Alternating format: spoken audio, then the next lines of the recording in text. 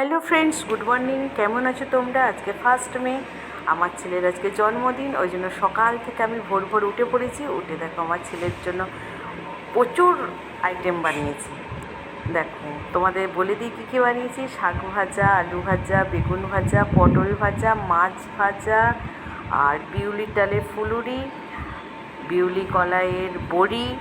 আর এই ফুলুরি আর বড়ি ভাজা হচ্ছে আমাদের জন্মদিনের স্পেশাল, এগুলো আমরা বানাই জন্মদিনে। তাছাড়া তো আছে ডাল, আছে মুগের, তারপরে মটন আছে, চিকেন আছে, পাঁপড়, হ্যাঁ একটা আলু পটলের তরকারি আছে, পাঁপড় আছে, আর পান্তুয়া আছে, রসগোল্লা, বোঁদে, পায়েস, মিষ্টি, দই, আর তার সঙ্গে তো কোল্ড ড্রিঙ্কস আছেই। তাই আজকে আমরা জমিয়ে খাওয়া দাওয়া করবো, জন্মদিনটা সেলিব্রেট করব। আর এর সঙ্গে আছে আমার দিদি আছে, বোনপো বোনঝি, তোমরা সবাই ওদেরকে চেনো। আর দিদি যেহেতু আমার পাশেই থাকে, মানে গোলাপবাগে থাকে, তাই দিদি কোনো কিছু ওকেশন হলে দিদি আমার বাড়ি আসে। আর এতেই আমাদের খুব মজা হয়।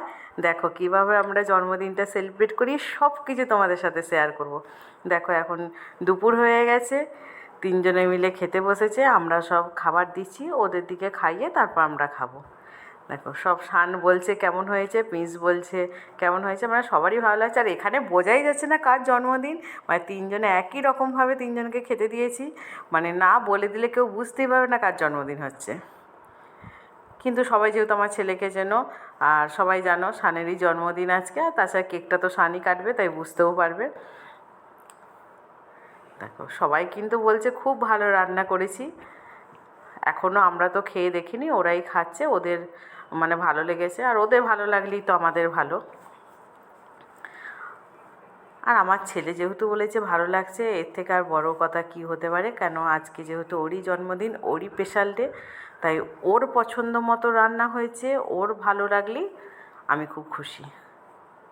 আর আজকেই ওর জন্মদিনে আমার এটা বিশেষ পাওয়া। কেন ওর জন্মদিনে সব কিছু ভালো লাগলে তো আমারই ভালো লাগবে। আর দেখো আমরা সন্ধে হয়ে গেছে, আমরা এবার জন্মদিনে কেক কাটা হবে, ওই জন্য দেখো আমরা সবাই মোটামুটি রেডি হয়ে গেছি, প্রস্তুতি চলছে। সাজুগুজু অল্প একটু সাজুগুজু করবো, যাতে হোক কেক কাটবো। নিজেরা যতই নিজেদের মধ্যে থাকি না কেন, নিজেরা নিজেদের ওইটুকুই আমরা সেলিব্রেট করবো। আর প্রিন্স দেখি, প্রিন্স এখন সাজ কমপ্লিট হয়নি। কি করছো মাসি? সাজি একটু, ওই যে বললো মাসি সাজি ভাই তো ভিডিওটাই করছে মাসি। দাঁড়া প্রিন্সের ভিডিওটা হোক।